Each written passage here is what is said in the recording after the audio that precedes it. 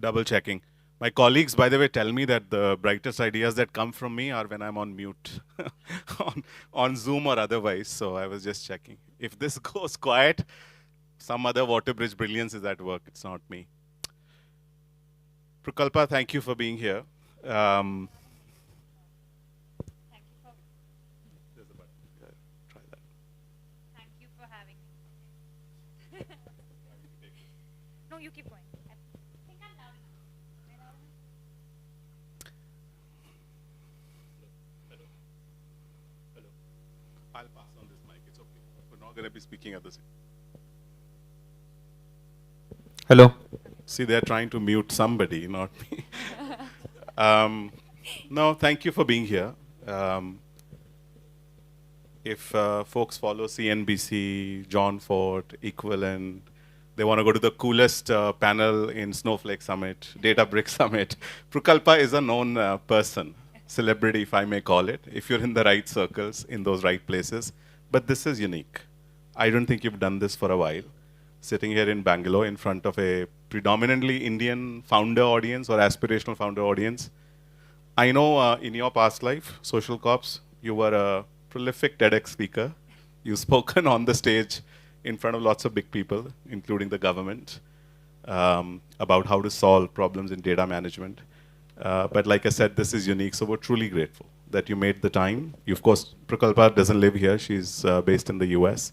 Thank you for being here. Thank you for having me. And I mean, you all are our literally earliest supporter from before Atlan existed. So, I mean, Thank you, and we are glad. You're every ounce of that investment. I think, let's say, the ROI is working out to be quite great. I'm gonna.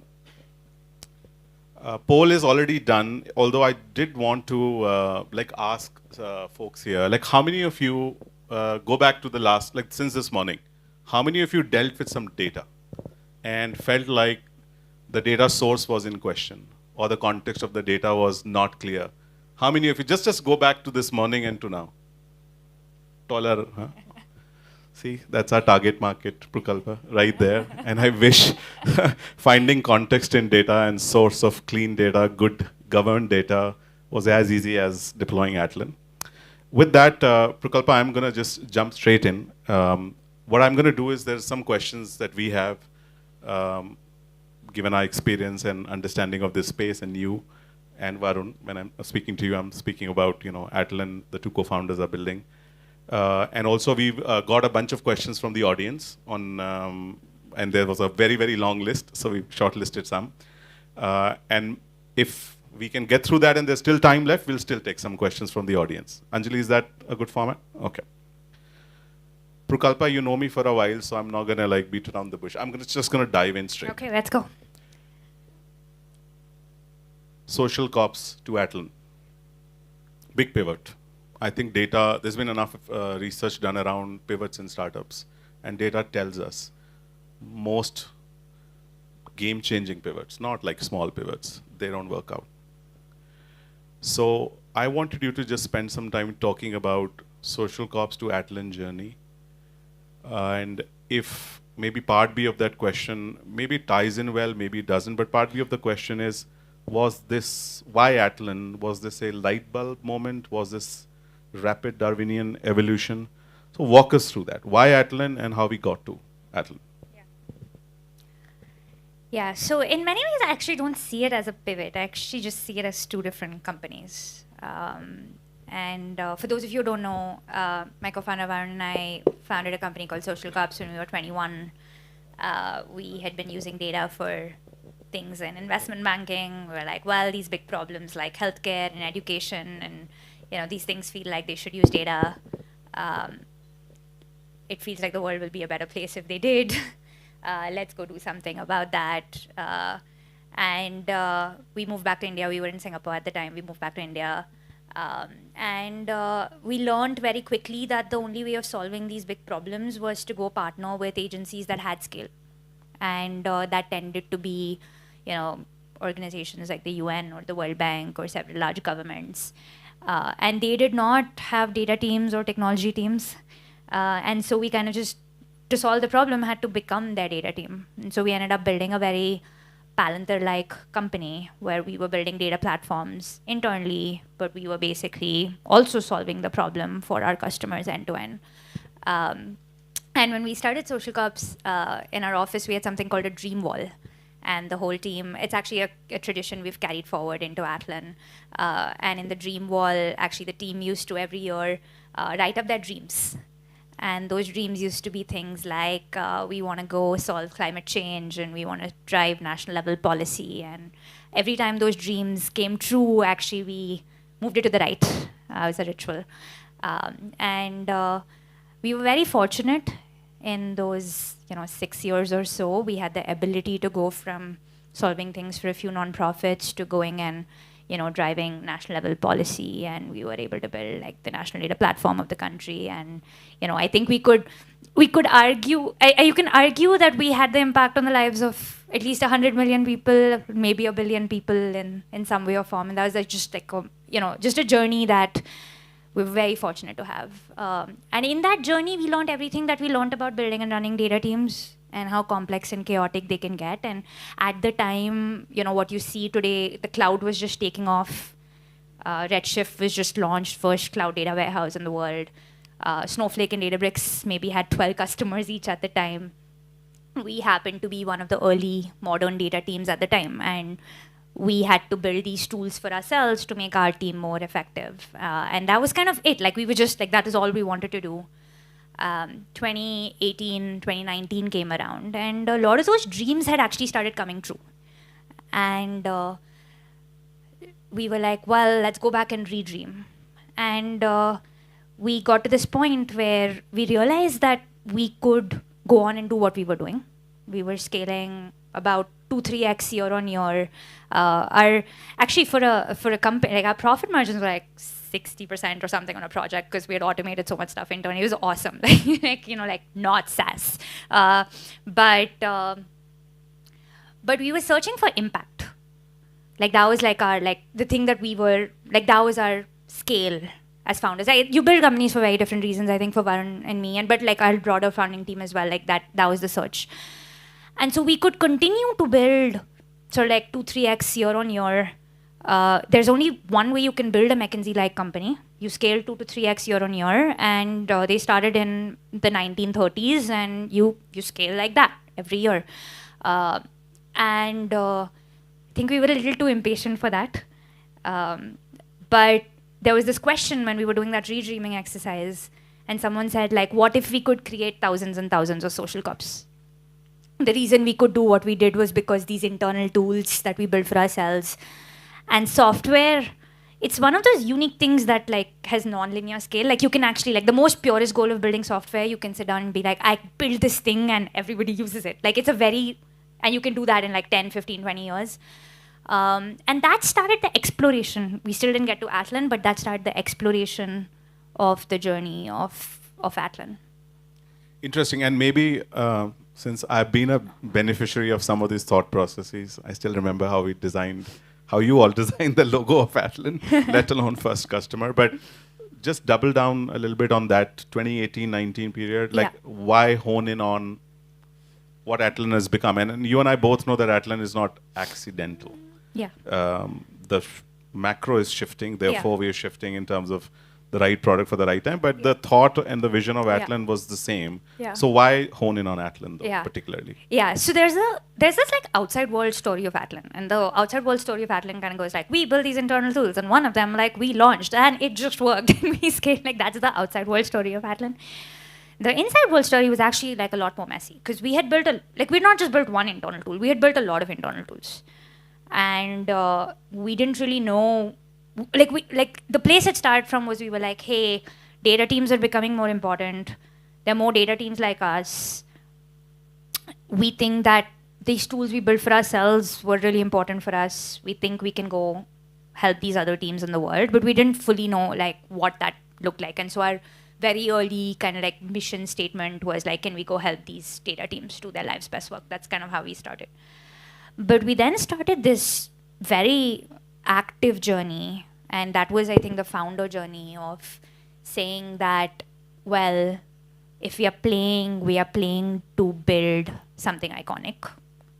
And that was frankly, for us, I think it was the only reason that we, like, making the transition from social cops to Atlan was not that obvious. Because the reason we were doing what we were doing was to drive impact. And we actually had a shot at some of the biggest impact that most people can drive in their lives. And so then it only made sense to do that if we had a shot at iconic. And so that, I think first that clarity as founders was really important, which is like, what are you playing for? And then we started this product market fit journey that was excruciating because we had 3 products internally. We started this journey of taking all of them to market because we were like experimenting. So we had like these 3 pods. 2 of those products actually got much further ahead. I think this was around the time that you all came in. And I think one of them got to like 200 customers. Another one got to a couple of $1 million of revenue. And Atlan was, the first version of Atlan used to be called Athena. And it had 1 customer. And, but it had insane user love in a way that was, like the early days of, like when you see people talk about Slack and you see people talk about Figma and you see like, that user love, like we saw that. And it was a global problem. We knew it was a really big problem.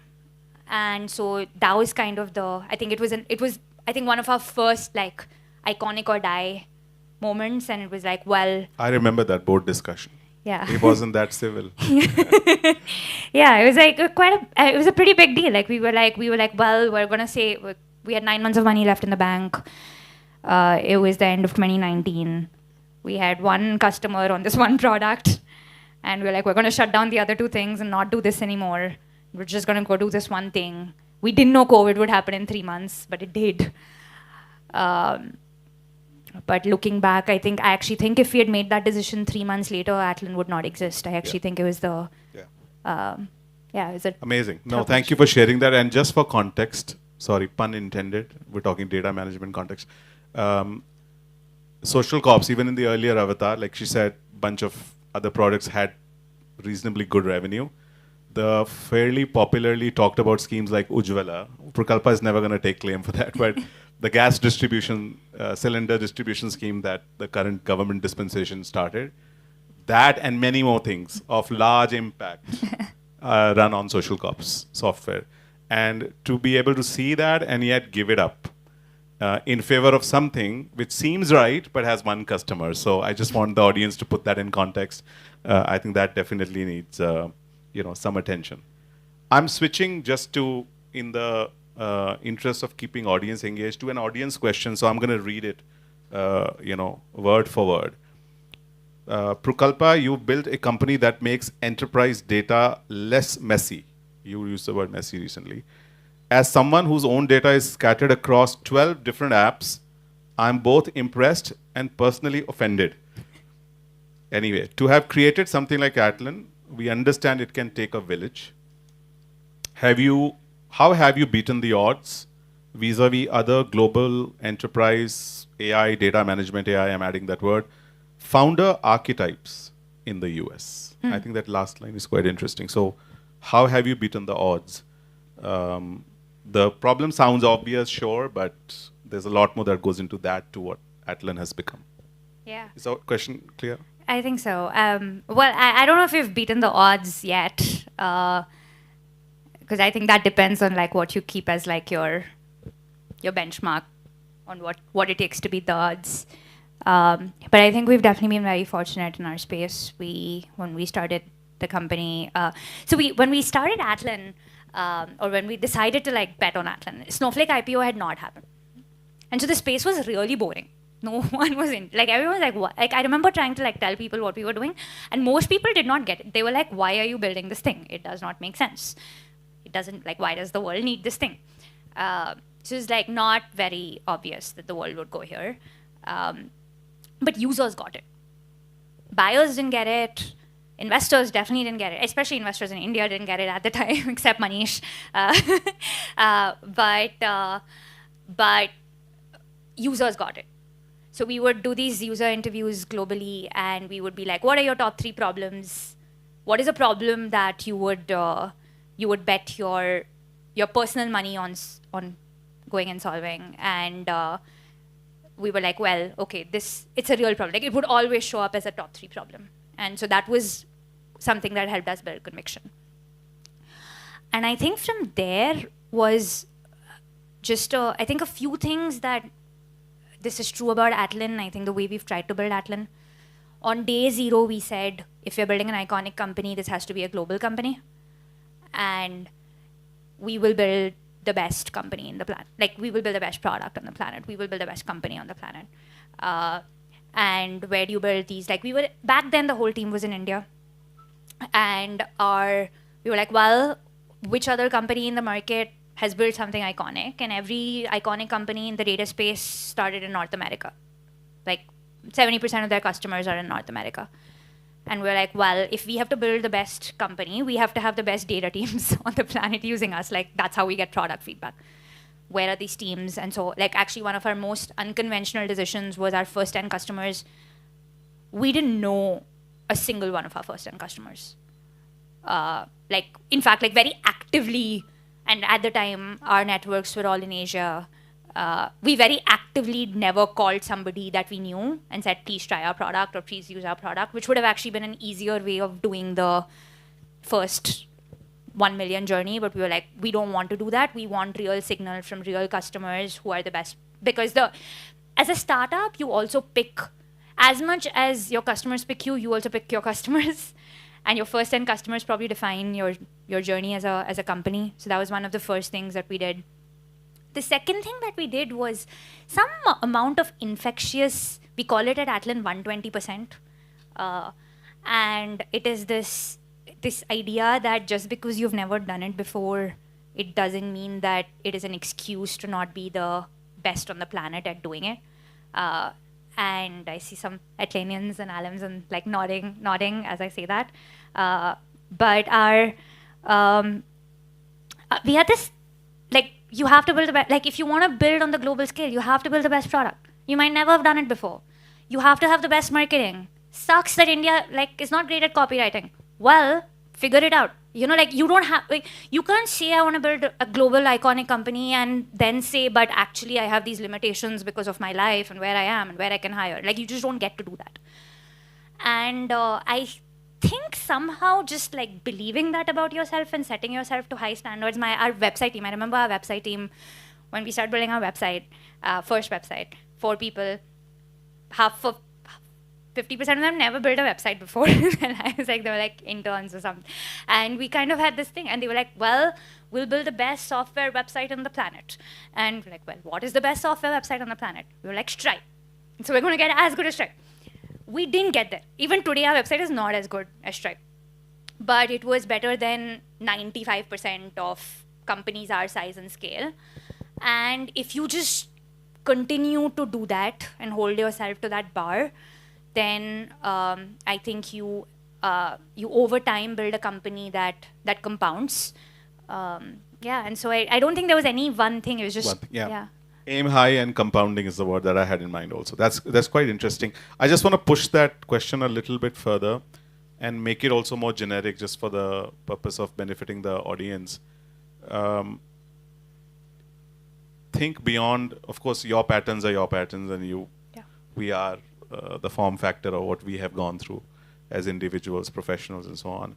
But still, if you were to extrapolate the question and problem, you think there are unique advantages, and be fair and honest if you think actually there are more disadvantages than advantages to be an Indian founding team, Indian diaspora founding team in today's day and age.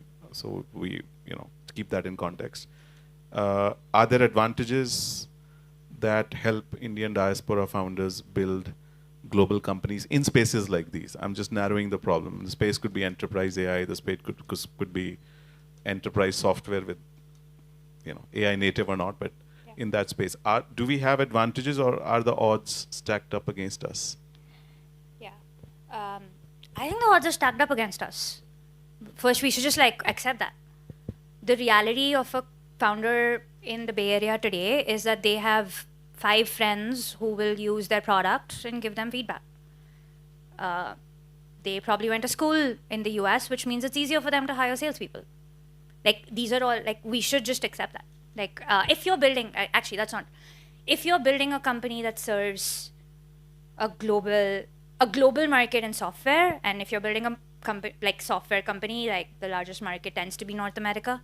So if that's the case, yes. If you're building a company that is focused on Asia, actually the opposite is true. I think like the odds are actually stacked up against a founder in the Bay Area trying to build a company in India, right? Like, I think that's just true. So it just depends on what market you're in. I think if you're building in AI today, or at least enterprise AI in today, like there's just the place the market is. I think the odds are stacked up against a founder in India today. So fair, and I agree with you wholeheartedly. But I wanted to hear it from you. How do we beat those odds?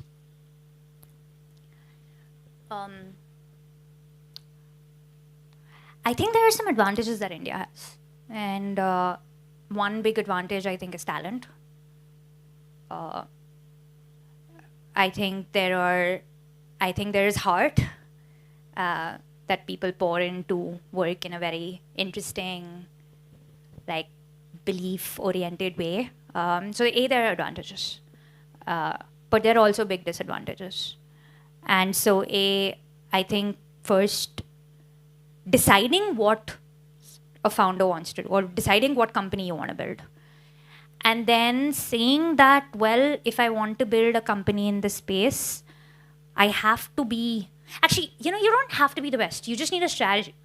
Like, a strategy could be, hey, I'm going to build a product that is with a cost structure that has the lowest cost. It's like, I'm just going to build the lowest cost alternative to anything that exists in the market. Or I am going to have amazing service. Actually, AI is a great space for forward deployed engineering. Nothing in applied AI is ever going to work without forward deployed engineering, which is basically services.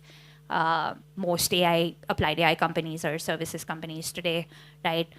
India is a great, I mean, no one can do services like India. Like, there's literally no other country in the world. So AI, or you can say, hey, I want to be the best product in the market. Whatever that strategy is, which I think you as a founding team need to figure out for yourself. I think once you do that, then you commit. And you say that I am going to figure out how to be the best in the world at that thing. And I don't know if there's any other way of doing it. So interesting. So in some ways, especially AI levels that playing field, especially if we're not talking about writing LLMs and so on. But on the other hand, there are some structural disadvantages. But your point is quite interesting that if it's about building the best product, I think the odds are a little bit tougher. Yes. But if it's more services, human in the loop, other than, I don't know what, $600 billion IT services revenue that we generate from here and $1 trillion plus market cap, plus GitHub communities, plus. I mean, look, we got those tailwinds also. So it depends. Quite interesting. I'm, like I had promised, I'll keep switching the gears so that it doesn't become drab for anyone. And I wanted to just add a footnote first that, of course, I've known you for, 7 years. By the way, I chased her and Varun for 6 months before they accepted our capital. Let me be clear if somebody doesn't know that. They have been very, very selective about all important stakeholders, board, shareholders, partners, software collaboration, so on and so forth. Customers, she mentioned that. They picked their customers rather than the other way around. Known you long enough to have been in all kinds of situations, contentious, non-contentious, group, individual. I've absolutely stalked you on LinkedIn also because I'm always learning on how you manage that so well. I had to use this pun to say that, I will ask questions about your metadata, your personality. So it's going to maybe be a shift in the emotions of the question. If you indulge me, I'll go ahead. A similar, this is, I'd say, our words, WaterBridge words, but similar questions came in through the audience also. A profound story or personal moment leading to some big transformative thing in you. And you can put the lens of like being a leader or risk-taking ability. And you can go back to day zero, social cops, and several years later now. Is there a big personal transformative story or a moment that you can walk us through? So many. I feel like you go through some version of this Pick two. every Okay. 3 months. I'll probably pick two. One of them was very early in my life, actually building social corps. The thing about startups that people don't, if you are generally a high functioning person in life, like most of us, especially in India, like most of us, tend to be like, hey, you go study. If you study and you work hard, mostly you will end up doing reasonably well, right? Like there's most other things in the world, the input output equation is pretty correlated. And We're also the better gene pool, but it's okay. It's all Indian audience. What can I say? I'm not going to go into caste system now. But most things in life outside of product market fit are the input output equation is pretty correlated. And I think actually when we launched Social Cups, we were a very celebrated student startup. Like I think that year we won like all the competition. Like, if you were like, our way of raising money at the time was we were like, we'll take part in all the business plan competitions that exist. And we did, and we won all the prize money that existed that year. Like, which is actually like an input output equation. It's very easy to game these competitions, right? So like it's an input output equation problem. And, like if you've studied for IITJ, you kind of know how to go about that generally in life. And then things got really hard. Like building companies is really hard. And we had this phase where everything was going really well. We had like this 1.5 year run, early product market fit, early customers, early wins, early. And then I ended up, I went out, like, I made these like amazing hires, like on paper amazing hires. And they came into the company and they bombed. Like they really bombed.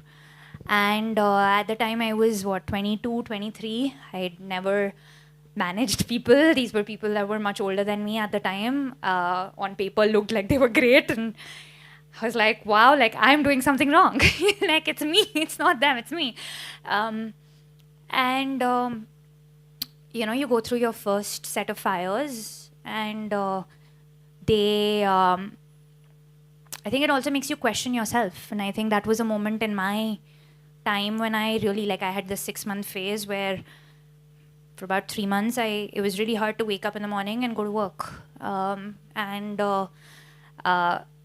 Which was really hard for me because I've never been that person. I've always wanted to wake up and do this thing. And so there was a lot of self-questioning, self-doubt. I had this 3-month period. I don't think you know this, but there was a 3-month period where I refused to make a call on a candidate because I took it very personally. I was like, it's me, I messed up. And so I was like, Varun, you have to interview these people too and sign off on them. Because I think that phase for me personally was this phase where I think I came out on the other side with more confidence.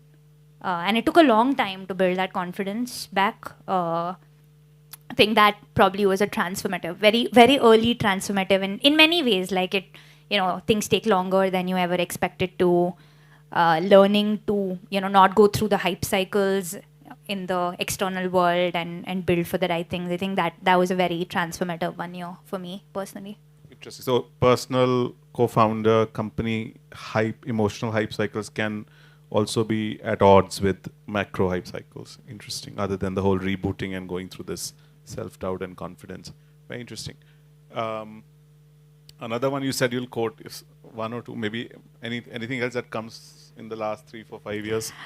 I think in the last 3, I mean, because before you say anything, Yeah. look, let's not forget, in anything iconic you do, you have to punch above your weight.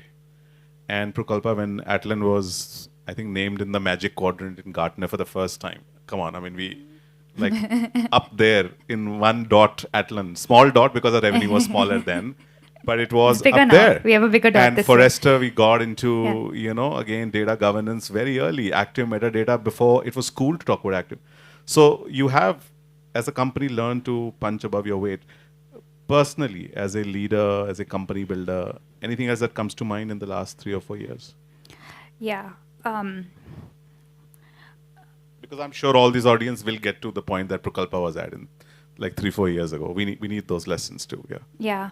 I think the one in the most recent times has definitely been this coming of your own of what kind of company you want to build and being really unapologetic about what kind of company you want to build. This happened about a year ago where it had someone who basically came to me and was like, yeah, well, of course no one's going to tell you the truth.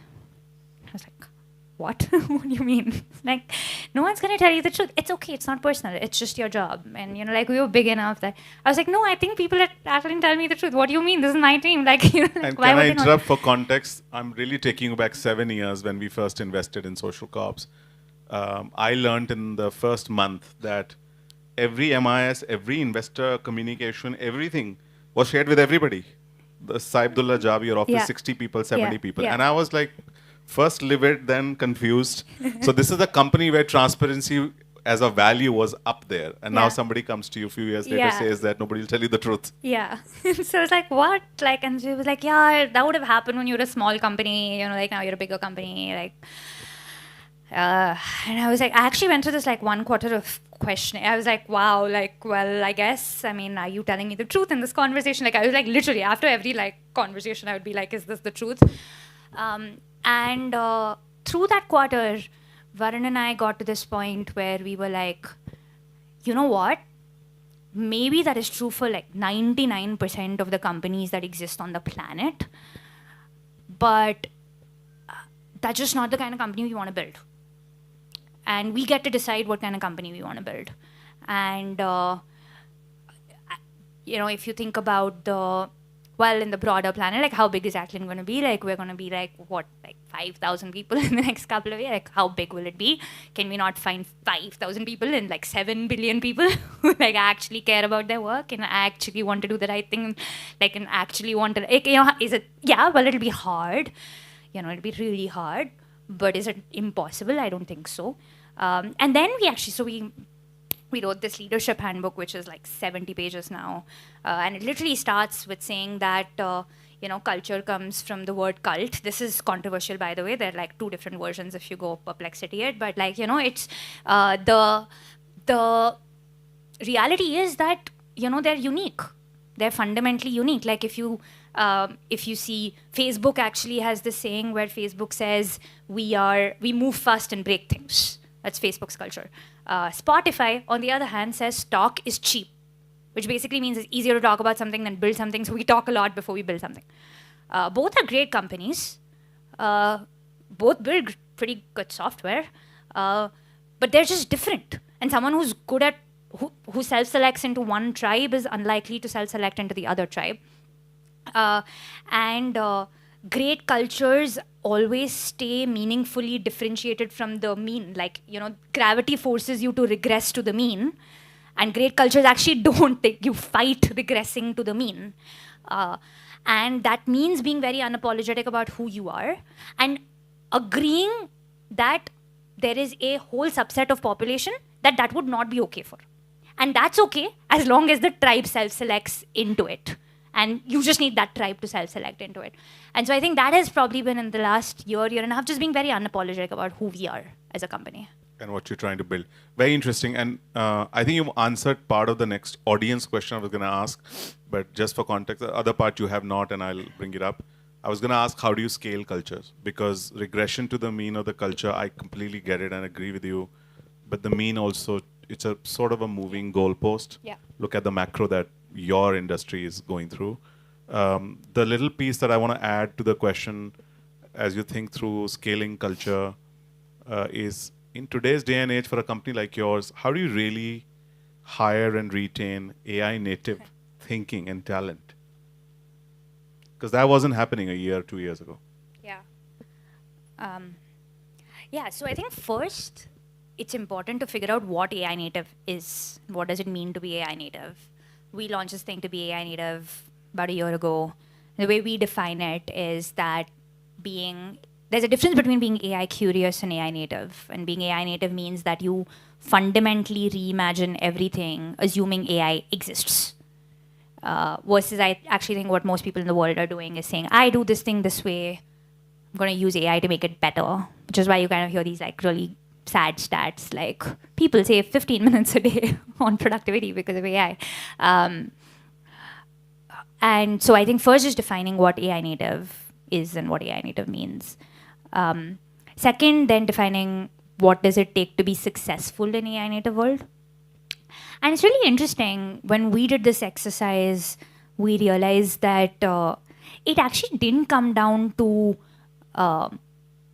technical skills as much as it just came down to some values, like core values of how people operate. So, for example, there's this great book called The Growth Mindset, and I think it breaks down a lot of core principles like approaching a problem with a beginner's mind and staying curious and having humility.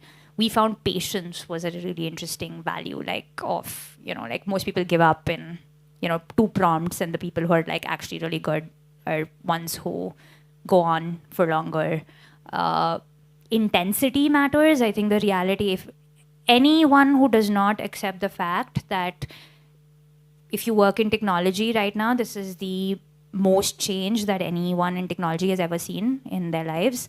And there is a 20-year-old somewhere who is actually better than you and moving faster than you and working, way harder than you. If you don't accept that, then you are likely to become obsolete in the next, well, we can argue on the timeline, but it depends on, you are likely to become obsolete. I know this is it's a very controversial thing to say, but, I don't think it needs sugarcoat. This doesn't mean that experience doesn't matter. This doesn't mean that, but it does mean that the world changed. And there is a set of people who, you just have to first accept that the world changed, and then you have to say, well, how do I become? Actually, a lot of those things from the core thing to make an agent work is domain expertise. If you learn how to do that really well, you're probably going to be 10x more effective than others. But you have to accept it, and then you have to learn that you have to work really hard to make the new thing happen. And so I think those things matter. We found, first, just making that clear. Our culture interview, surprisingly, now has turned into an AI native culture interview. It's not that different. Interviews were always very tough. Our interviews are... A lot of my friends have complained. And none of the board references help. I've been told. We recently started a bar raiser program built on the Amazon way. Those kinds of things help. With AI, I think showing works better than telling. So we do a lot of show. So we'll be like, hey, why don't you in the middle of this thing that we're working together, open up AI and let's work together with AI. We found that helps a lot. So it's been, we've kind of tried to redo, we have something called a case challenge, and in that we actually now explicitly write that we expect you to work with AI to solve this problem, which has helped because there would then we make our expectation clear, and then people, you let them select the tool they want, or is there judgment there too? Well, it is 100% judgment. I think you have to learn which model to use for what thing. That's actually it actually makes a difference. So yeah, we open it up to people on how they approach the problem. Quite incredible. You could write a book on this and it'll be a bestseller, I'm telling you. I have there's again a series of questions. I want to ask one last one. I want to go back to some audience questions. Cool. This one is a little bit nuts and bolts. Just for a reminder here, Atlan is growing gangbusters, but it's got 300 Fortune 500 customers only. Again, a lot of people in India, large businesses included, complain, why is Atlan not talking to us? Hopefully someday you'll start selling here to non-Fortune 500. The question is, in highly customized enterprise environments, how much real value is AI driving today? And I think the other question is more of a statement that, is it really, overhyped short-term, underhyped long-term kind of a trend? But where do you see, because you talk to so many CIOs, where is it driving real value? Yeah, I think that's very fair and astute observation. AI is very early. Enterprise AI is very early. It's super early. And there is definitely more hype than there is reality. I have recently wrote a blog post that we call the AI value chasm, and on the left side there's all this really cool, like lots of hype, lots of experimental budgets. And then you ask people, I spent the whole year on the road talking to CIOs this year, and I asked them, I was like, well, how many of these things made it to production? And suddenly, like, people, like, like eyes will drop, the mood in the room will change. And there is a big gap between, I think, where most enterprise AI is today is largely focused on the first breakout use case, which was productivity.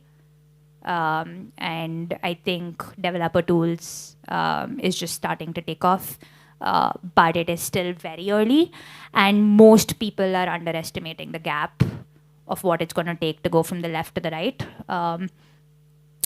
But is this going to be, I think there's, I typically also see like the other side of it, like, which is like, hey, like, is this a hype cycle? We've seen so many hype cycles in our life, and this is just going to go away. And I firmly do not believe that to be true. I think this is the biggest tectonic shift of technology that we have ever seen in our lifetimes, and it is going to come, and it is going to change everything. The question is, we can argue on the timelines of the shift. Like cloud, you can argue, I mean, AWS was 2004, 2005, and most enterprises are still migrating to the cloud. So you can argue the timelines. It's going to be faster than the cloud. Yep. But how much faster? We don't know. So you can argue on the timelines, but is everything going to change? Yes. Very interesting. I mean, I'm so tempted to keep going, but to be fair, Anjali, I think you will have a better handle on, can we invite a few questions from real people in the audience rather than me reading their digital asks?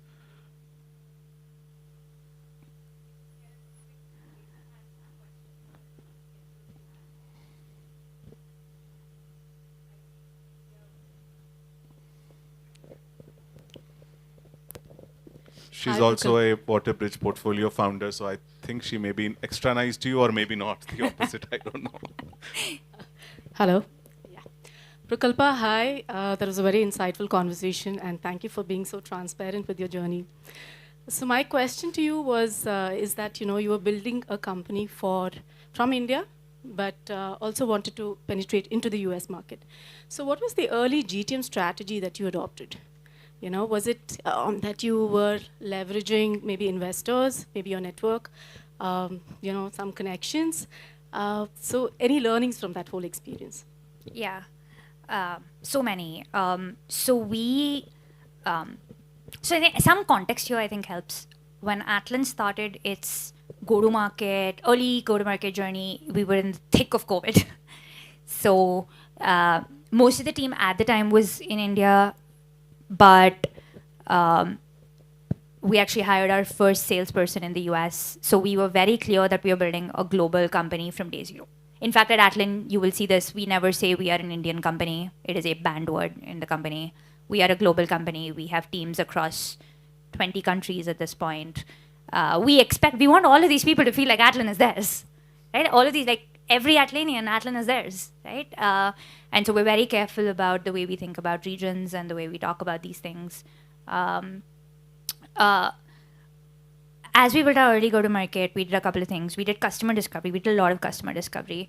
We're a horizontal platform, so it's actually very hard to get repeatability. We can sell to like a large financial services firm. We can sell to a startup. And go-to-market is all about building repeatability, and how do you get to like the same thing again and again. So we ran a customer discovery process that was extremely data-driven. We had like this big spreadsheet, and it was, they say you will need 6 interviews for every ICP that you're trying to validate. There's a great book called Disciplined Entrepreneurship for the founders in the room. I would highly recommend it. And we basically like just went validating segment by segment. And we figured what our first ICP should look like. That was completely outbound. Like I said, we did not leverage any connection. And that was by design, and it was by design harder. It was by design because we, on our part at the time, most of our network was in Asia. And we very clearly did not want to build a company that was centered around Asia.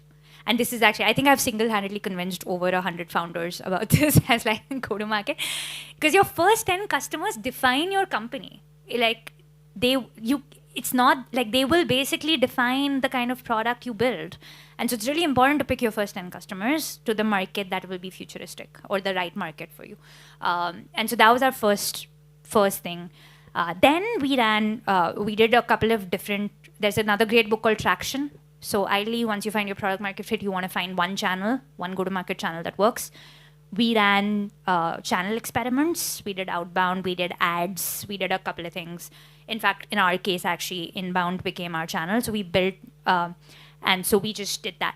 And we just focused on that one channel for 12 months with a very small team, sales team.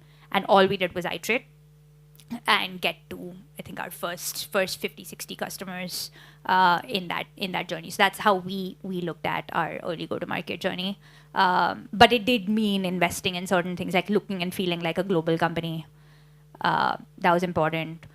The way you ran your product, the way you ran a proof of value process, the way, like, all of those things were things that we tried to do in a way that was truly global. Our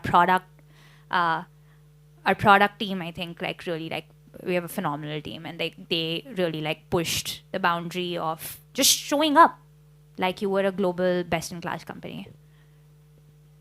And again, you've not mentioned it, but look, first 10 customers are very important, she said, especially in this world where it's a horizontal infra kind of play.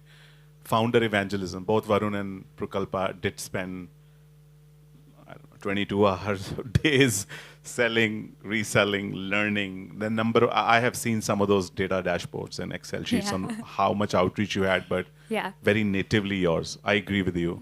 Even the board felt, by the way, that why aren't our references being used? But there was a lot of low-hanging fruit they gave up because it didn't make sense for the company.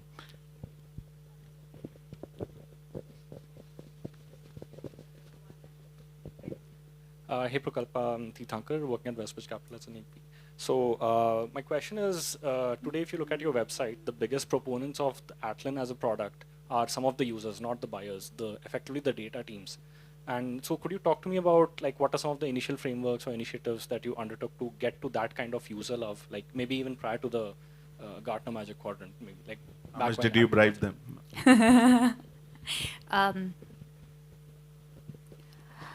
So we have a principle in the company called, it's a decision-making hierarchy. It goes customer greater than company, greater than team, greater than me. We've tried to follow it in every decision that we make. We have a Slack channel called Wall of Love, and we tried to say, like, can we build a company that inspires love? Love is organic. Can you, like, go do that? And a lot of it, I think, also came down to the way we built culture. A lot of people have a lot of philosophies about how they build culture. I don't think there's a right or wrong, but, like, there are some companies that'll be like, hey, your engineering team, I will measure them on how they think about, well, how much they ship that week. We don't use those measurements. We expect our engineering team to be on calls with customers. Again, very unusual. Most people don't do it. We believe that the people building product should be as close to the people using product. And then you just keep building the loop, right? And so it was there was no one thing except caring about, like, we have something, there are two cultural things we measure in the company. One is measurable, the other is actually not.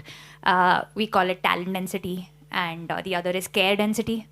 And we say, you know, can care be a competitive advantage for a company? And what does it mean to truly care? And what does it mean to truly hurt? And you know, we had this, our product team does these, we go on these tours to customer offices, and we do these design reviews with them, and they'll come and tell us their, like, user pain points. And, you know, some of them are heartbreaking, actually. Like, sometimes you're like, oh my God, like, this is, like, really heartbreaking. But then we share it. And actually now we have an anti-wall of love on Slack channel. So every time there's, like, a moment where we feel like we broke trust, or we didn't deliver the love that we wanted to create, we share that. And sometimes we will change product from it. There was actually a quarter where we just stopped building anything in product, and we just went and fixed all these things, these small things that we thought needed to be fixed for user experience.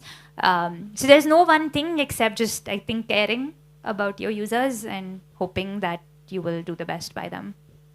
I've been investing for some time, little bit of time, and it's the only company in my literally 24-year investing history that every board deck starts with an emotional map of where the founders and the top team was, is, wants to be.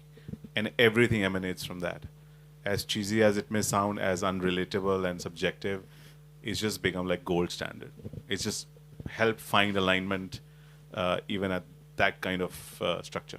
So, and there are many, many small things that happen every day.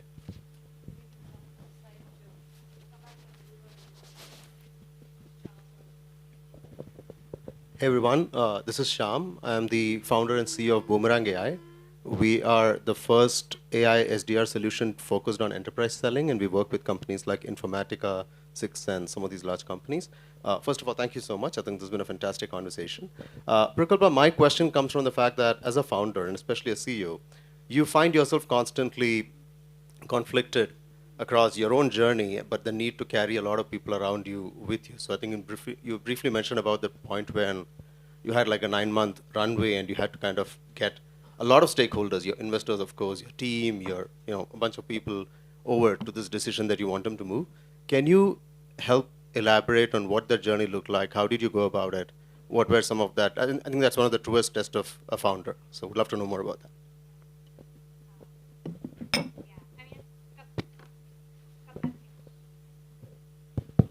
Hello? All right, good. Couple of things. I think I've been very fortunate. My co-founder and I we fight about a lot of things, but we don't fight about the important things, which has been really cool. And I'm very very fortunate to have that. And we both equally share both the highs and the lows and the burdens of building the company. So I think that's been huge. Second, I think what you pointed out too was, as you grow as a company, a part of your job becomes managing everything around you, right? And some of that is your board and your investors, and some of that is your team. There are lots of different ways of doing this. We have defaulted to a way where we try to be as transparent about where we are. So, for example, as Manish said, we start every board meeting with something called emotional goals, which is that's how we start the company, that's how we run the company, which is a very unique, random thing that you wouldn't expect of a data company, but sometimes you can't measure these things, right? Like you can't measure everything, especially in early product market fit, you can't measure some of these things. That's helped. Advice that someone very early, one of our early board members, Steady, gave me was there are people who try to manage the board, and there are people who try to bring them along in the journey. I think there's a very big difference between the two, and the best companies do the latter. That's something we've tried to do with the goods and the bads and the highs and the lows. That's helped make everyone come along in the decisions. They've actually been, Manish, after he invested, we were in product market fit for 2.5 years or something. But he came along with us in the journey, and I think we've been very fortunate to do that. We try and do the same thing with our team. And the last thing is, I think we measure our own energy. This is a new thing for me. Everything you do, you have things that give you energy, there are things that take away energy, there are things that are energy neutral. And at the end of the week, my goal is actually be at 0. I have to be energy neutral. And if I, at the end of a few weeks, am energy net negative, then I have to kind of go back and look at why. And sometimes that's a people problem. And if it is a people problem and it has happened for 3 weeks, then that tells you something. I think the thing that most companies don't die because of market or product. Most companies die because founders burn out. And no one burns out because they work too hard. People burn out because they lose energy. And so, you can say all the things that you can say about NVIDIA today, but Jensen was around for 30 years. like just 30 whole years. Like he found a way to play for 30 years. And so we think a lot about that. And that defines actually a lot of our decisions. So for example, when we decide who to take money from, who to raise from, we try and be very selective about people who will help us build a long-term, enduring company. We put in an inordinate amount of effort in hiring. It's really hard. Like we fight a lot of gravity with hiring. But we also know that that's the stuff that takes away our energy. This is not true for all founders. Like, at least for us, we know, like, actually, something that takes away my energy a lot, I can take on any world problem externally. I cannot take on politics. I cannot take on stakeholder management. I cannot take on, like, these kinds of things, like, suck my energy. Like, and so, well, then you have to just build a company that doesn't suck your energy. And you try and keep doing that. So that's been our way. It's different for every founder. So the only thing I would say is just be true to yourself. Like, what's the thing that gives you energy and takes away your energy, and just make sure you build for that. And be unapologetic about that. One last question. I know it's 7, we just passed 7. Hi. Okay. Hi, I'm Tanika. I'm Director of Data Science at Sigmoid, and excellent, conversation. Thanks, Prukalpa. You're really inspiring. Thank you. So my question is, when it comes to AI, right? Like, what is one problem space which you are currently exploring and haven't solved yet, and you feel that AI could help solve that? Yeah.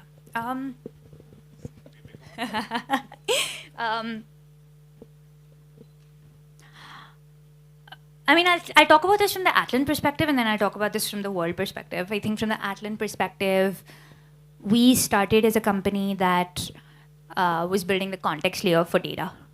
And we have increasingly realized that there's a really big context problem in AI. So everything about AI, like that journey that we just talked about of taking things from the left to the right, it's all about grounding AI in context. It's everywhere, like model context protocol, context windows, like it's all about context.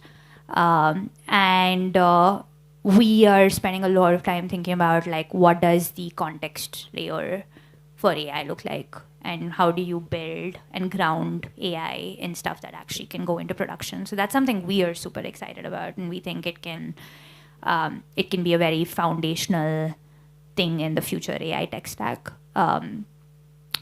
I think in the broader AI world, I would say there's a lot of opportunity in applied AI. Currently, there's a lot of problems left to be solved, and they're all deep problems.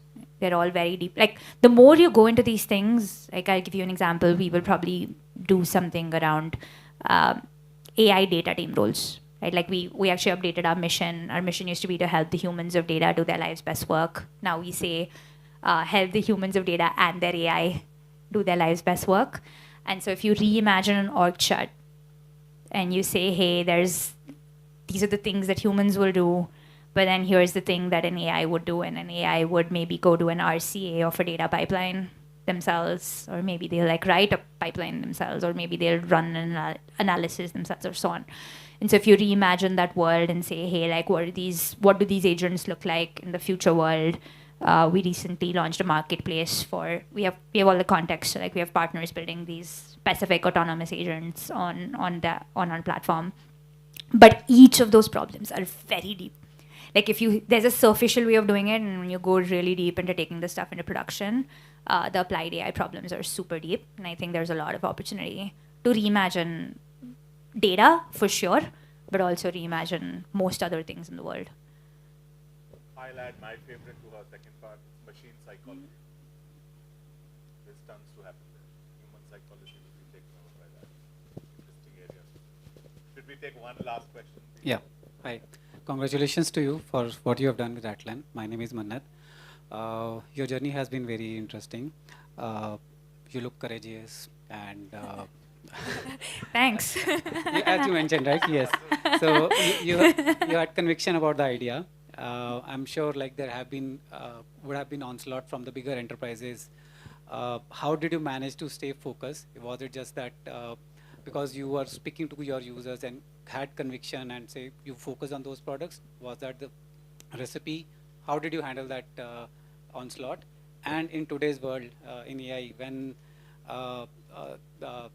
you could say build those products or say those features very quickly, right? Would you repeat the same thing? How would your recipe would be different to success? That's a great question. So, okay, there are like a couple of different ways that people do this. I think some companies, some founders kind of go like, oh, we will build this thing and it'll launch and we will get to product market fit, and just worked. That's never happened to me. So kudos to the people that this has happened to. They're very lucky. They did something in some past life. We were very obsessed with making the right decisions about how you get to the next phase. And the biggest, I think the best advice I've ever heard on this is that whatever is your next milestone, you have to get to it. If you can get to it without adding even 1 degree of complexity to the company, do it. The other piece of, I read the very famous and recent blog post on like market always wins. When I was 21, I thought I understood it. I did not. Took me like 10 years to actually understand what they mean when they say market always wins. And so if you kind of, and a lot of entrepreneurs, I've made this mistake so many times. I thought I could reinvent something with technology, but you can't. Mostly you can't. Market always wins. And so if you take market always wins as one decision-making criteria, and then you take a very structured way of getting to conviction, which in our case was a lot of customer discovery, a lot of asking the right questions and the right signals, and then say, can you take both of those things and add the least amount of complexity to get the next level? That's how we made our decision. So for example, in our case, we actually for a very long time had only one connector, which was Snowflake. That was it. And we just built everything around that one connector. And only when we needed to get to the next thing did we build the next thing. Now, that was a very non-obvious decision. It meant we were turning away customers. It meant some amazing logos that would have taken our product in this direction where we would have had to figure out security deployment in enterprise, which was the wrong problem to solve. So we chose to say no to that, which was, again, hard, but important in the journey. In the AI world, coming to the second part of your question, I do think I would do things differently. Because I think that's the one thing about building companies in the AI world that's different than a traditional product market fit is that in AI, it's a technology-led product motion, not a market-led product motion. So, if you kind of try and understand, like, why did this thing not ever happen in this world before, you could kind of be like, well, the technology didn't exist. And that is actually a true statement today in a way that was never true before. I think in the AI world, I don't think you can see very clearly. I think anyone who says that they can see 3 or 5 years into the future is either, they're either delusional or they are lying. And so I think the world is changing very fast, every 2 days almost. And so I think you experiment a lot, and speed is a moat.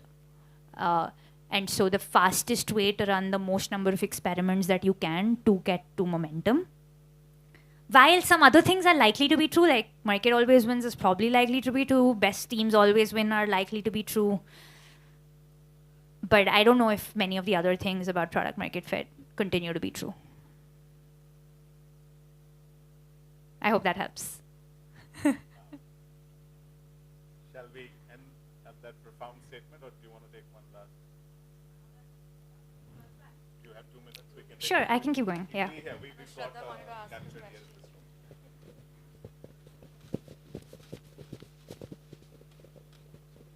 Prukalpa, hi. Thanks for the conversation. It's amazing to hear you talk. I worked at a developer tools company called Hasura for 5.5 years. So It's awesome. sort of could draw some parallels to what you were saying. I know you already spoke about this, but just very curious, how did that conviction to select your first 10 customers and not go with references come from?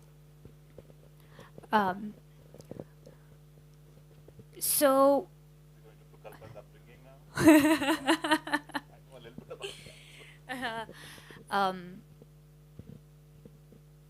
well, honestly, I think it just came from this thing that we want to build iconic or die. That was it. It was like iconic or die. And with iconic or die, it's very easy to say it. You know, I think every founder will say it. Actually, very hard because it matters a lot. No one wants to build something that will die. No one wants to come to terms with the fact that it could die. It's really hard to be in crucible moments where you're like, oh my God, this thing that I just poured my entire life into, and I kind of have like a large part of my identity tied to this thing, I am ready to like let it die. I'm ready to make a decision to like let it die. That's a really hard personal thing to be okay with. And honestly, even till today, it's really hard. It actually, you think it gets easier, it actually gets harder.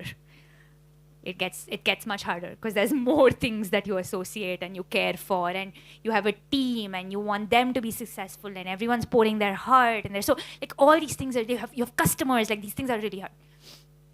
So I think for us that like why we are doing what we are doing, that helped a lot. So now if we had to build an iconic company, we didn't have a choice. There's only one way iconic companies in the data space get built. They get built with customers in the US. And we actually just didn't have a network in the US. If we did, we would have probably used it. We didn't have it at the time. And so we had to find another way to get in front of these customers.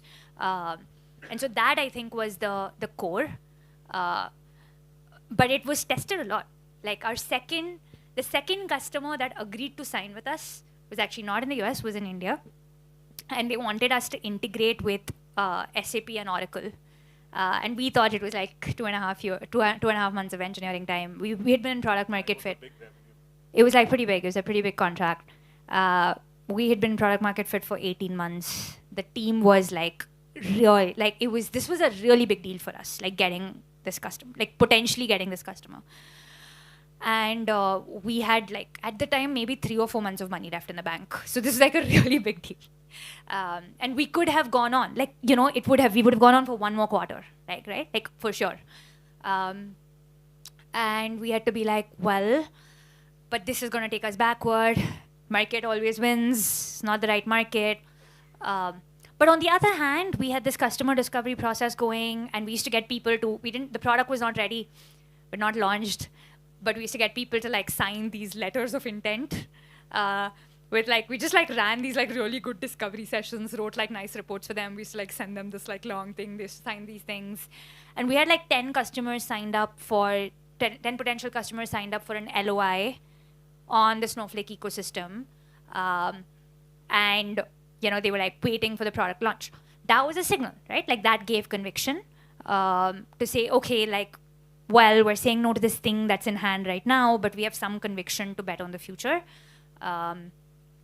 And I think there have been a few crucible moments like that actually I think if we had not made those decisions, the company would have died, maybe. So, yeah, I think those are two things, like why you do what you do, and then just get as much data about the thing that you need conviction about in whatever way you can. If I can just add, sorry, it's buzzwordy, investor buzzwordy, but Plan B, Plan C has really not been their thing. But the iterativeness of Plan A, so I'll say iterativeness within Plan A, that has been extremely good muscle this team has had.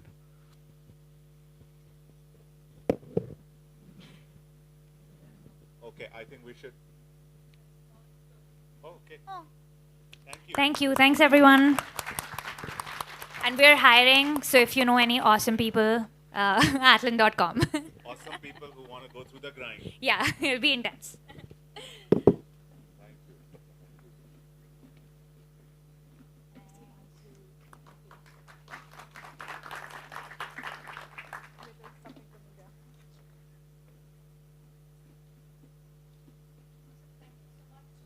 I don't think everyone. Thank you so much, Prukalpa, for joining us. It's been a big week. Taylor Swift got engaged. Prukalpa is here in Bangalore, so all of you made it on time in Bangalore. So a lot of important things have happened. We have dinner outside and some more snacks. So please, fill your tummies before the long commute back to home. And thank you once again, everyone, for joining us this evening. Disclaimer for her, she has to be somewhere. She's already late. If she doesn't hang around, it's not because she doesn't like you. That was preordained. But Atlan.com for anyone who wants to join. Quick plug before we let her go. Thank you, Prukalpa.